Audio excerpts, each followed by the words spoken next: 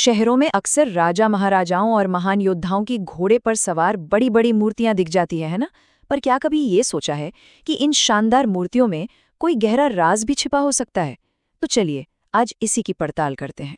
सबसे पहले उस एक बड़ी मशहूर कहानी की बात करते हैं जो इन मूर्तियों के बारे में सालों से सुनाई जा रही है।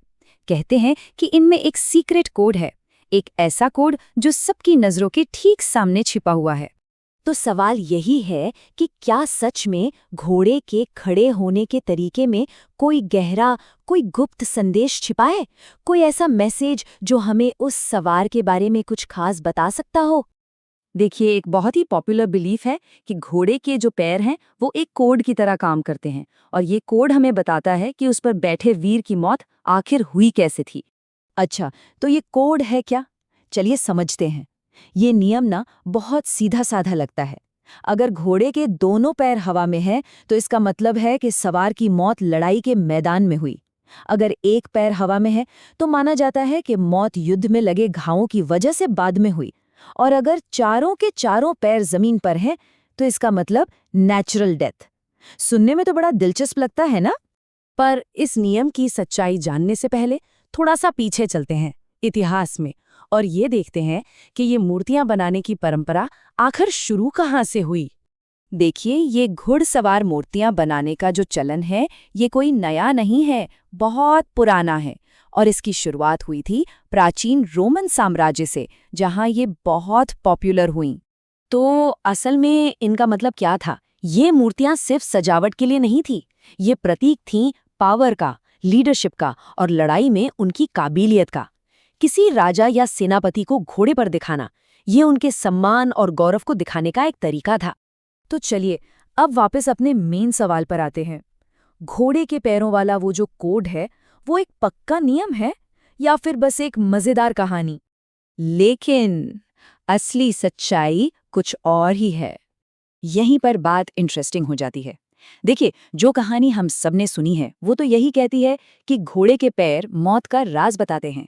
पर सच्चाई ये है कि इतिहास में ऐसा कोई ऑफिशियल रूल कभी था ही नहीं, बल्कि दुनिया भर में ऐसी ढेरों मशहूर मूर्तियां हैं जो इस कोड को बिल्कुल भी फॉलो नहीं करती।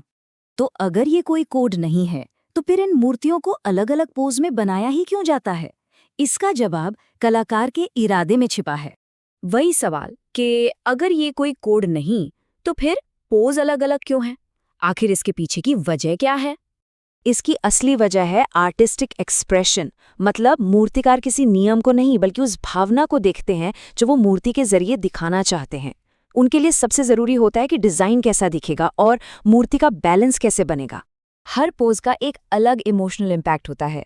सोचकर देखिए, जब घोड़े के पैर हवा में उठे होते हैं तो एक डायनामिक, एक हीरो वाली फीलिंग आती है, जैसे कोई एक्शन में हो।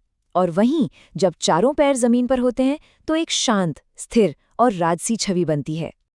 अपने देश में ही इसके बेहतरीन उदाहरण मौजूद हैं, जैसे महाराणा प्रताप और उनके घोड़े चेतक की मूर्ति, या फिर छत्रपति शिवाजी महाराज की प्रतिमा। इन मूर्तियों में घोड़े का जो डायनामिक पोज है वो उनकी बहादुरी और गर्व को दिखाने के लिए है, न कि किसी मौत के कोड को बताने के लिए। तो इसका मतलब ये है कि अब जब इन मूर्तियों को देखा जाएगा तो उन्हें समझने का, उन्हें सराहने का एक बिल्कुल नया नजरिया मिल सकता है। असली मतलब समझने के लिए सिर्फ एक सुनी सुनाई कहानी पर यकीन करने के बजाय इतिहास और कला दोनों को एक साथ देखना बहुत जरूरी है। तो सारी बातों को समेटे तो क्या समझ आता है? पहली बात, ये मूर्तियां पावर और सम्मान का प्रतीक है। दूसरी, ये पैर वाला कोड बस एक पॉपुलर कहानी है, कोई पक्का नियम नहीं।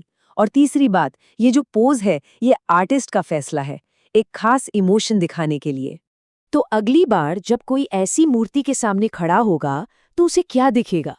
एक सीधा साधा नियम या फिर कला का एक ऐसा नमूना जो अपने आप में एक पूरी कहानी कह रहा है?